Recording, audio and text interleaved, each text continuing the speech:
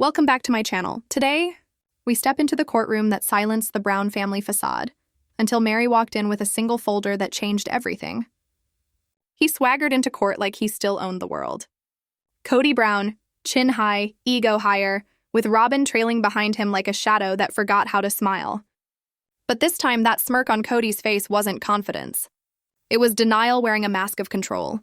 Because sitting on the other side of the aisle was Meri Brown. Calm, unreadable, and holding something he could neither gaslight nor charm away. A DNA report. The courtroom buzzed like static, tension thick enough to cut. Cameras flashed, reporters whispered, and the air carried that strange mix of coffee and judgment. Meri's heels echoed against the marble as she walked toward courtroom 2B, alone. No makeup touch-ups, no fake smiles for the cameras. Just a thin folder under her arm, and decades of betrayal in her eyes. When the judge entered, stern, steady, and unknowingly about to preside over history, the energy shifted. Kody leaned back, spreading his arms along the bench like a man too comfortable in his lies. Robyn sat beside him, eyes forward, jaw tight, her hands clasped like she was holding her own secret together. Then Meri stood. Her voice cut through the air like a blade. "Your Honor, I've filed an emergency motion. It's an issue of hidden identity and false paternity related to the 2014 adoption between Kody Brown and Robyn Sullivan's children." The room froze. Even the fluorescent lights seemed to dim.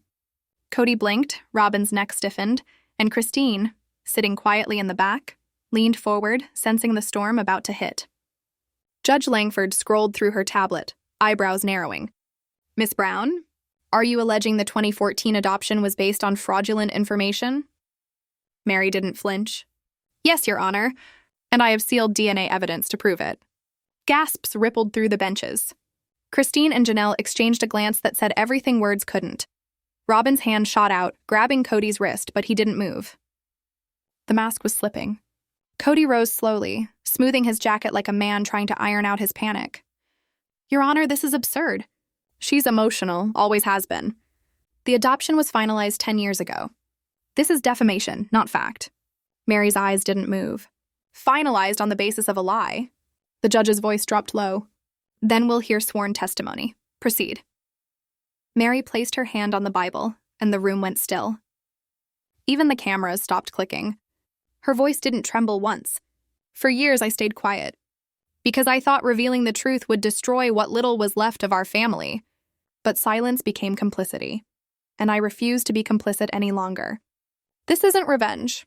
This is truth." Kody shifted, his foot tapping nervously. Robyn's whisper grew frantic. Meri continued, gaze unwavering. "In 2014, Robyn claimed her children's biological father was gone. Absent. That Kody had stepped in to be their dad. I supported it. I even divorced Kody legally so they could process the adoption. I did it out of love, out of belief in family." She turned slightly, meeting Robyn's eyes for the first time. "But love built on lies isn't family. It's manipulation dressed as loyalty." The judge leaned forward. "And this DNA test you've submitted, it proves that one of Robyn's children is not biologically related to Mr. Brown?" Kody shot up, face red, voice cracking. "That's outrageous. You had no right to test them." Meri didn't blink. "I didn't. They came to me like 6 months ago, confused, broken, desperate for truth. They're over 18 now. They had every right to know who their real father is." The silence that followed was absolute. Even the judge's pen stopped moving. Christine's hand covered her mouth. Janelle looked away. Robyn's face drained of all color, because in that moment, everyone in the room, including Kody, knew. The truth Meri carried wasn't just about DNA. It was about decades of deception finally collapsing under the weight of one woman's courage. Today's episode takes us deeper into the courtroom, a place where secrets don't just come out. They detonate. Gasps ripple through the courtroom like a wave breaking against stone. The air hums with electricity. Whispers, camera clicks, the stifled sound of someone's nervous breath. Even Christine, who has weathered years of the Brown family's chaos, looks shaken.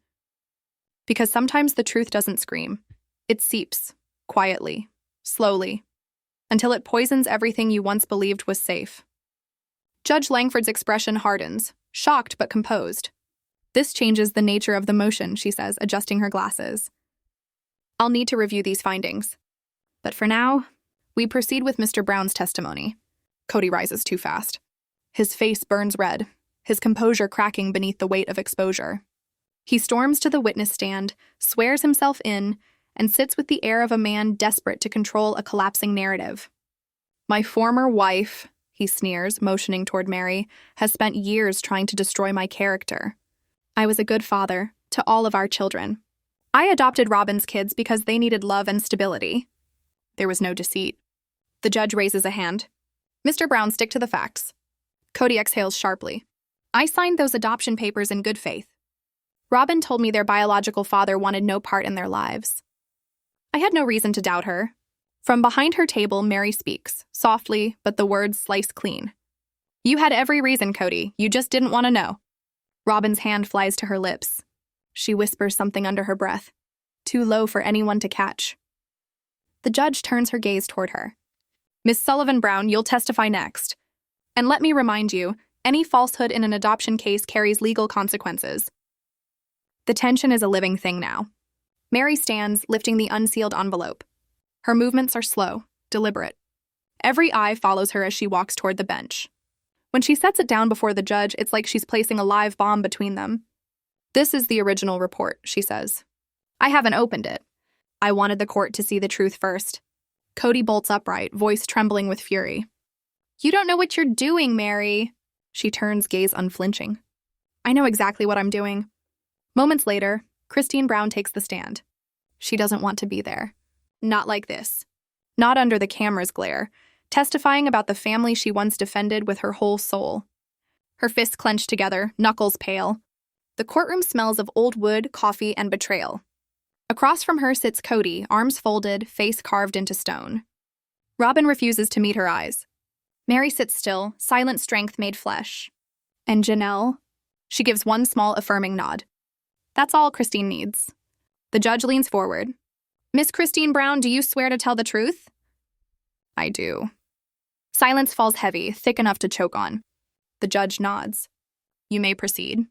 Christine breathes deeply, steadying herself. I was spiritually married to Kody Brown for over 25 years. I was the third wife. I raised 6 children. I homeschooled them. I cooked, I cleaned, I kept the peace. I defended him, even when he didn't deserve it. But one thing I never did was lie. Her voice tightens. When Robyn joined the family, things began to change. Subtly, at first. A new rule here, a secret meeting there. Kody gave her more time, more authority, and eventually, she became the voice for all of us. And we were told to smile. Because not every betrayal shouts. Some just whisper until you stop recognizing your own reflection. Kody shifts, but says nothing. Robyn's hands tremble. Christine's eyes lift to the judge. In 2013, Robyn told us her ex-husband, the father of her 3 children, was unstable. She said he refused to be part of their lives. She said an adoption would keep them safe. Legal protection, she called it. I asked her, did you talk to him? Did he sign away his rights? And she looked me straight in the eye and said, he wants nothing to do with them. I trusted her. The judge makes a note. Did you personally see any signed documents? Christine shakes her head. No, but that same year, something strange happened. At dinner one night, her son Dayton said he missed his dad. Said he never got to say goodbye. I asked Robyn about it, and she dismissed me. Told me I'd misheard. But I hadn't. Her voice falters, eyes glassy. A lie leaves cracks. And over time, even glass shatters. Meri leans forward, silent encouragement in her eyes. Christine straightens, voice trembling but resolute. I stayed quiet for years. I let Robyn manipulate this family into something unrecognizable. But I can't anymore. Especially not when I believe she forged or altered documents to finalize that adoption. Gasps again, louder this time. The court reporter looks up. Janelle freezes. Kody's glare sharpens like a blade. Judge Langford raises a hand. Are you alleging, Miss Brown, that Robyn Sullivan Brown presented false information to this court during the adoption proceedings? Christine's voice breaks, but her truth does not. I don't think it, Your Honor. I saw it. I saw the letters. The room stills. Robyn presented letters to the court, Christine continues, voice slow and shaking. Letters she claimed were written by her children, saying how much they loved Kody, that they wanted him to be their father. But I recognize those letters. I used to help those kids with homework. That handwriting wasn't theirs. For a moment, even the judge forgets to breathe. Robyn's face turns ghostly pale. Kody mutters something under his breath, low and bitter. But it's too late. Because now the walls are closing in, and every secret they built their empire on is starting to crumble. One testimony at a time. Starting to crumble. One testimony at a time. Today, the courtroom turns into a battlefield, not of fists, but of words. Truth against manipulation. Loyalty against greed. And this time, even the judge can feel the tremor of betrayal running through the room. You're grasping at straws, Christine. This is petty. Kody's voice cracks through the silence like a whip. Christine spins on her heel, fury and heartbreak colliding in her eyes. No, Kody. What's petty is manipulating your family to feed one woman's control. The judge's gavel slams down with authority. Mr. Brown, you will remain silent unless called upon. The echo of wood on wood fades, but the tension it leaves behind stays thick. Control, Christine realizes, isn't always loud. Sometimes it hides behind a trembling voice, a well-timed tear, a hand gripping the heart just long enough to make others feel guilty. She takes a breath, steadying herself. I believe those letters were edited, she says, or written entirely by Robyn. Because years later, 2 of the children told me they didn't even remember writing them. A ripple of shock moves through the room. Judge Langford leans forward. This is serious testimony.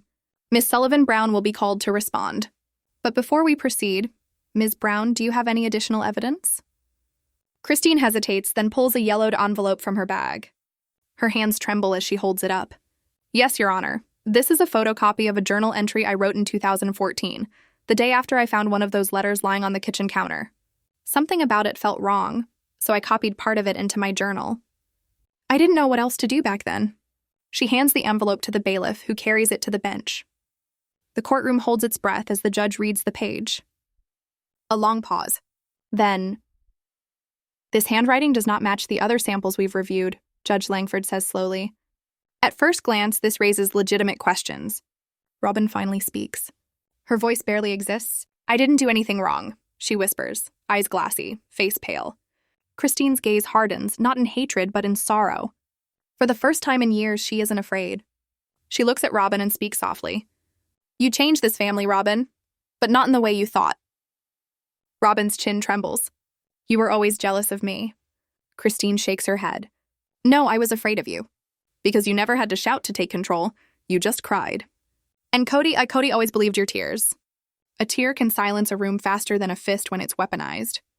The judge clears her throat, reclaiming control.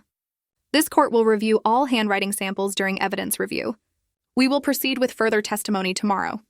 Miss Sullivan Brown, you'll return then. Robyn nods weakly, looking as if she'd vanish if she could.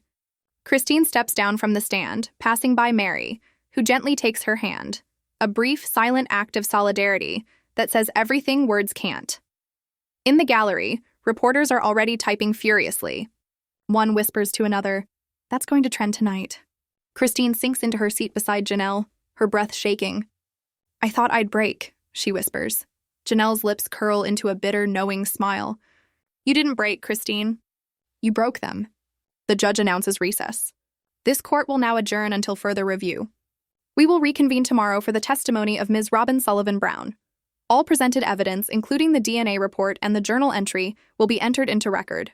The courtroom begins to empty. Cameras click. Chairs scrape. Reporters whisper. But not everyone moves. Kody remains seated, shoulders tight, jaw clenched, glaring across the aisle. Robyn sits beside him, head bowed, her eyeliner smudged like the aftermath of a storm she can no longer control. Meri sits straight-backed in front, composed, eyes forward. The next morning, the air itself feels different. Colder, heavier. Not from air conditioning, but from finality. From the kind of silence that comes when relationships hang on their last thread. Janelle sits motionless in the front row, arms folded like armor. Christine sits beside her, close enough that their shoulders almost touch. Silent solidarity between 2 women who've carried too much for too long. When the doors open, Kody and Robyn enter last. He's dressed sharply, desperately, an expensive suit, polished shoes, but his eyes dart too fast. His composure? Gone. Robyn clings to his arm, trembling. Judge Langford enters and strikes the gavel once. Court is now in session. We will hear testimony from Mrs. Janelle Brown. The room stills. Janelle stands slowly, every step toward the witness stand weighted by years of exhaustion. She places a hand on the Bible. For a moment, it looks like she might crumble. Then she catches sight of her children in the back row and finds her strength. "I do," she says, voice steady. The judge nods. "You may begin." Janelle exhales deeply. "I never thought I'd be here," she begins softly. "I always believed no matter how complicated our family became, we'd protect each other. But I've learned that protecting the truth is more important." Her jaw tightens. "I was Kody's second wife. I came into this family on faith. And for years, I became the backbone, managing the finances, raising the kids, filing taxes, keeping everything afloat. I tracked every dollar until I couldn't anymore." She opens a manila folder and slides it toward the bailiff. "These are our family's bank statements from 2017 through 2021. I noticed our accounts shrinking. I thought it was medical bills, groceries, something minor. But when I traced the transfers, I found tens of thousands of dollars redirected into a private account, one registered under an LLC in Robyn's name." The crowd gasps audibly. Even the journalists stop typing. Judge Langford adjusts her glasses, voice sharp. "You're stating that communal family funds, marital funds, were secretly diverted into a private business account belonging to Mrs. Robyn Sullivan Brown?" "Yes, Your Honor," Janelle replies calmly. "I confronted Kody in 2019. He said it was for real estate investments, for Robyn's children, to give them legacy security. When I asked why my children weren't included, he said," her voice breaks, tears glimmering but not falling. "He said they didn't need it. Because I raised them to be independent. Because I taught them not to need him." The courtroom goes still, the kind of silence that feels sacred and unbearable all at once. "Some wounds don't bleed," they echo, for years. "Some wounds don't bleed," they echo, for years. Today, the courtroom wasn't just filled with witnesses. It was filled with ghosts. Ghosts of broken promises, stolen trust, and a family torn apart by secrets that refused to stay buried. Christine dabbed at a tear. Meri bowed her head, while Kody's eyes constricted, cold, cornered, and burning. And Janelle, she didn't flinch. Her voice was steady now, sharp with the kind of truth that only comes from years of silence. "I trusted him at first," she said. "But the transfers kept happening, growing larger, bolder. Even when Meri begged for help with her inn, even when Christine needed dental surgery for Truly, there was suddenly never enough in the fund. But somehow there was always enough for Robyn." The words fell like shards of glass across the courtroom floor. The judge's brows knitted. "Do you have any further evidence indicating these transfers were unauthorized?" "Yes," Janelle said. "And I subpoenaed Kody's financial advisor. His statement confirms Kody moved the money himself. He made himself the sole controller of our finances, something none of us ever agreed to."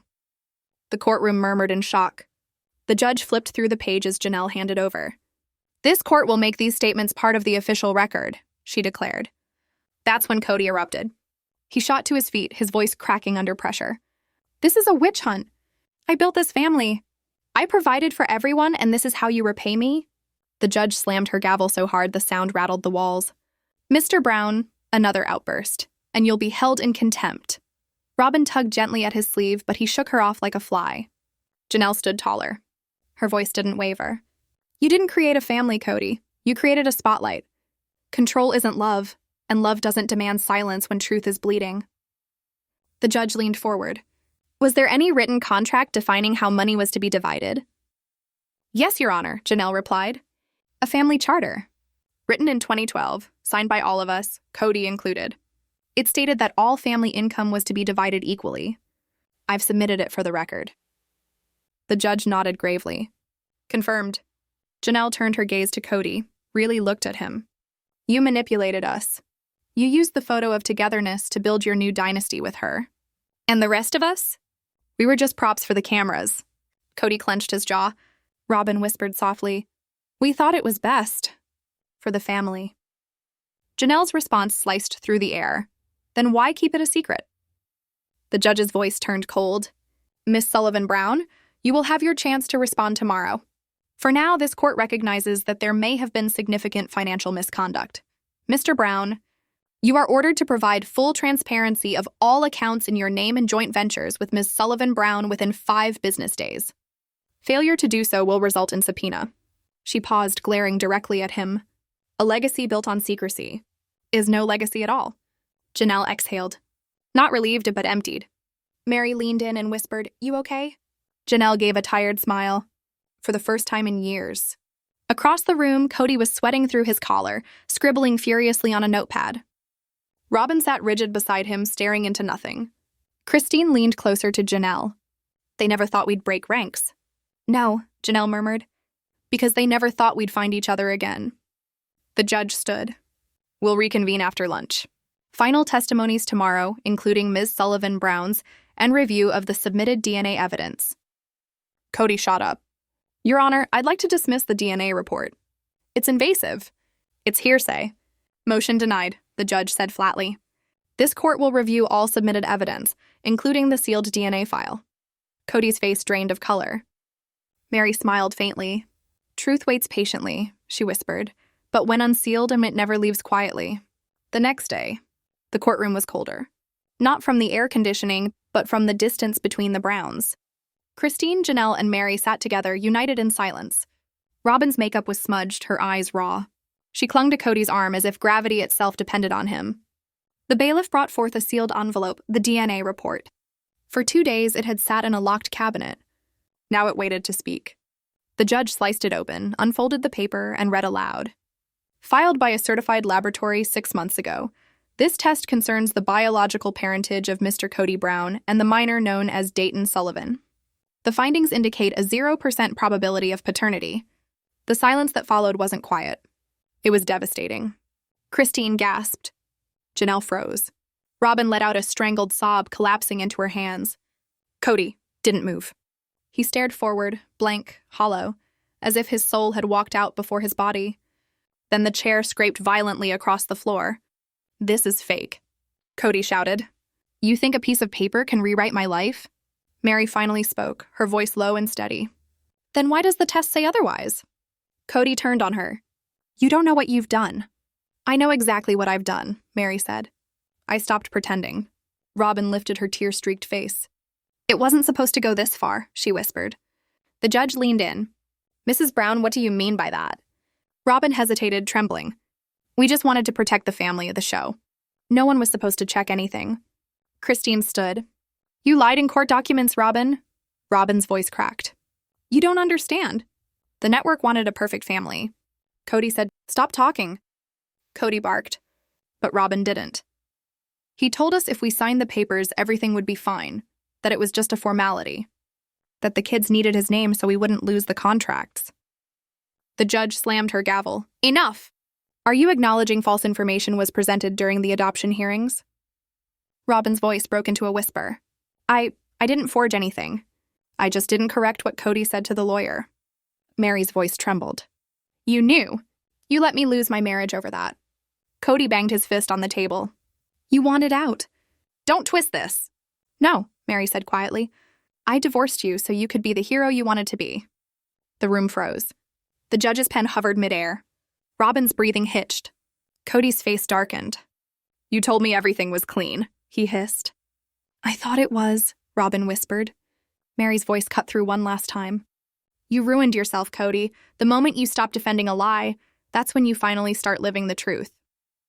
The judge straightened. In light of this testimony and the DNA evidence, this court will open an investigation into possible perjury and fraud regarding the 2014 adoption. Reporters outside erupted. Flashbulbs exploded through the frosted glass. Inside, Christine dabbed her tears and whispered to Janelle, It's over. But Janelle shook her head slowly. No, this is just the beginning. No, this is just the beginning. Today, the courtroom walls themselves seemed to breathe. The tension was alive, thick enough to taste. Reporters pressed against the glass, the murmurs of the crowd barely held back by the heavy oak doors. And in the center of it all stood Kody Brown. The judge's voice sliced through the air. Mr. Brown, do you have any statement for the record? Kody didn't lift his eyes. His glare burned into the table, papers trembling beneath his fists. Everything I did was for my family. The judge's tone turned cold. Everything? Families built on deceit tend not to last long, Mr. Brown. Silence. Then the sharp crack of the gavel. Court is adjourned. Kody slammed his papers shut and stormed out, his boots echoing like gunfire. But behind him, Robyn didn't move. Her entire body trembled. Her lips moved soundlessly, a prayer no one could hear. Meri stood slowly, turning toward the gallery. Christine and Janelle were already on their feet. And for the first time in years, all three women shared the same look. Not victory, not vengeance, relief, the kind that only comes when truth finally swallows years of shadows. Kody reached the door, spun around, and spat the words like venom. "You wanted to destroy me. Congratulations, you win." Meri didn't blink. "No, Kody, I just stopped losing." Her voice carried through the courtroom, low but certain. "Truth isn't always liberating, Kody. Some people suffocate in it." And then Robyn shot up, unsteady, pale. "Wait!" she cried. "There's more." The judge froze mid-step. "Excuse me?" Robyn pointed toward the DNA report still lying on the bench. "It's not just about Dayton," she whispered, choking on the words. "There's another test." The air changed. The room seemed to stop breathing. Even Kody's expression faltered. "What are you saying?" he demanded. Robyn's hands gripped the table so tightly her knuckles turned white. "They tested another sample. There's another name." The judge's voice lowered. "Mrs. Brown, are you saying this file includes multiple results?" Robyn nodded once, trembling. "Yes, and one of them isn't who everyone believes they are." The judge scanned the document, turning the page slowly, and her expression shifted from confusion to disbelief. Her voice dropped to a whisper. "We'll need to meet in private chambers before this information is released." Kody leaned forward, desperate. "What does it say?" But the judge didn't answer. She only looked at Kody, at Robyn, at Meri. Something unspoken hung between them. The bailiff called for order as whispers rippled through the gallery. The judge rose, clutching the papers. "Court is in recess. All parties remain available for closed review." Robyn was weeping openly now. "I didn't mean for this," she kept repeating, her voice shaking. Christine and Janelle exchanged terrified glances. Meri didn't move. She just watched the judge disappear through the chamber doors. Whatever was written on that second page, it wasn't the end. It was the beginning of the end. Outside courtroom 2B, chaos exploded. Flashing lights. Shouting reporters. Cameras chasing faces like wolves scenting blood. Kody shoved through the crowd, handlers flanking him. His jaw was locked, his face red, his hair loose around his neck. Robyn stumbled behind him, her sunglasses doing nothing to hide the tears streaking down her cheeks. "Kody, are the DNA results accurate?" "Robyn, are you being charged with perjury?" "Who's the second name?" Neither of them answered. The only sound was the chaos of footsteps as they vanished into the courthouse tunnel. Back inside, the wives sat together, Meri, Christine, and Janelle, their bond forged in disbelief. Their faces weren't triumphant, only tired. The kind of tired that comes from finally seeing the mask fall off. A clerk entered quietly. "The judge has requested a temporary recess. You may leave, but stay close. You could be called within the hour." Christine turned to the others. "Do we leave?" Janelle nodded. "Let's take a breath.